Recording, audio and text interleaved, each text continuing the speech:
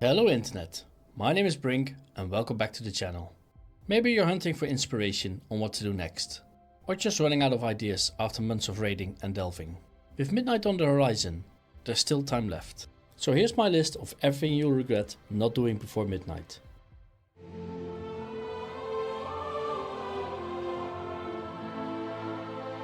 Let's dive straight in. Let's kick things off with some mount collecting. There's so many, but here are a few obvious ones.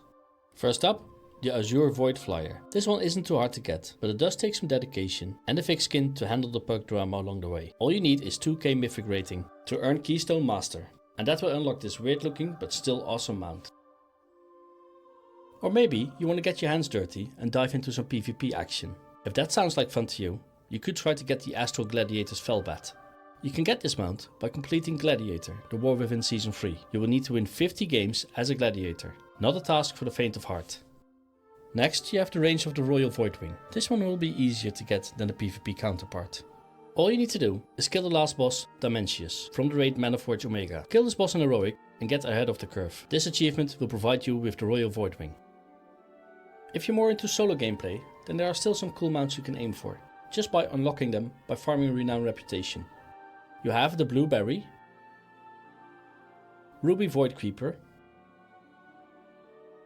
and the Terror of the Waste. You can get these three just by doing quests and spending loads of resonant crystals.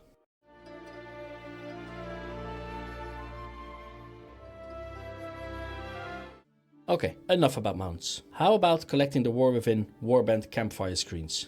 First, the Fate of the Devoured. You'll unlock this by completing the introduction questline to Karesh.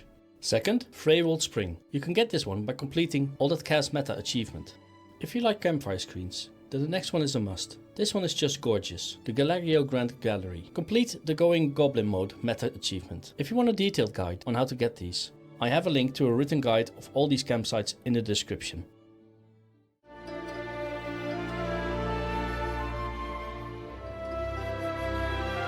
Okay, so what else can we do? Well, you don't want to forget about those class set transmogs. Get the sets that you like the most. And remember, there's no need to farm the LFR ones. With a future change coming in, just get the hands on the heroic set. Next patch, you will get all the lower difficulty variants. So don't sleep on these. They will be a lot harder to obtain after this season. You will regret not getting some of these cool sets. Some of these are just amazing. And like I said, harder to get once the season is over. Okay, maybe you're more of a portal collector. Make sure to clear all dungeons in time on a 10 or higher.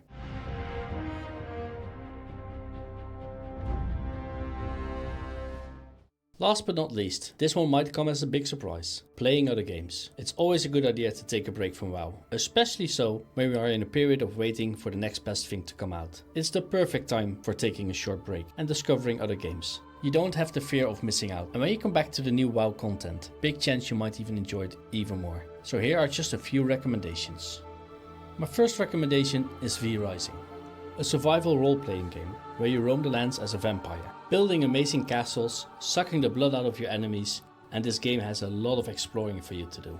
Trust me on this one, it's a brilliant game. The combat is very well planned and thought out, skills and abilities give players huge options to play with, and the graphics are well done.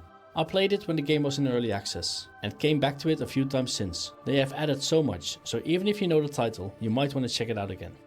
If you like exploring, sims, and like builder games, you're really going to like the next one, Satisfactory. It's a factory simulation with a huge planet for you to build on. One major risk you need to know: think carefully before you begin. Once you get going, you might not want to stop, and there will be a big chance you're gonna miss out on the midnight release in February. This one is a time sinker. People have actually gone missing for weeks, lost track of time playing and building for thousands of hours. It's been in early access for 5 years. But now its new release, version 1.1, has come out. Satisfactory won't be for everyone, but if this game is right up your alley, you can spend hours and hours building and shaping the planet. There is an endgame, of course. There's a space elevator you'll eventually build that will require a huge amount of resources. This game is playful and very creative. Okay, maybe shooters are more your thing. I sure like them. And yes, I will be playing Battlefield 6. So far the game is looking amazing, with destruction and giving you the old classic Battlefield vibes back again. And the timing is perfect. Releasing on October the 10th means I can play it for at least a few months before Player Housing comes out in December.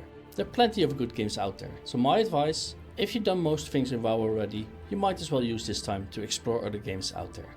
And there you have it, my own short list of things to do that you might regret not doing before midnight. Big chance I forgot something or left them out. Feel free to leave your tips on what to do in the comments below. Please subscribe to the channel, it really helps a lot. Thanks for watching, I will see you in Azeroth. Or whatever game eats our sleep tonight. Brink's out.